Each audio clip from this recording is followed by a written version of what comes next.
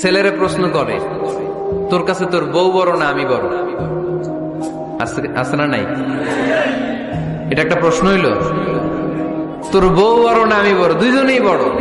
তো এক ছেলে সুন্দর উত্তর দিছে, আমার কাছে ভালো লাগছে উত্তরটা শুনে। এক মা প্রশ্ন করছে, তোর এতদিন আমি লালন পালন করে বড় করলাম, জীবন যৌবন তোর জন্য শেষ করলাম, আজকে বউ পাইয়া বউ তোর আপন হয়ে গেল। এবার ছেলে উত্তর দিছে, মা আমার মুখ থেকে মা ডাক শোনার জন্য তুমি কি কষ্টটাই না করছো জীবনে। 10 মাস আমারে পেটে ধারণ করলা, খাইতে পারো নাই, বমি করছো, খালি ওষুধ খাইছো, তোমার পেট কেটে আমারে বের করা হয়েছে, 2 বছর আমারে দুধ খাওয়াইছো, পেশাব পায়খানা পরিষ্কার করেছো। বয়স যখন 3-4 তখন তোমার আমি মা ডাকছি, এই মা ডাকটা শোনার জন্য তুমি এত কষ্ট করছো। আর আরেকবারের মাইয়া এই ঘরে আইসাই তোমার মা ডাকা শুরু করছে। যেই মেয়েটা তোমারে মা ডাকে সে আমার আপন হবে না কেন মা? ঠিক কিনা?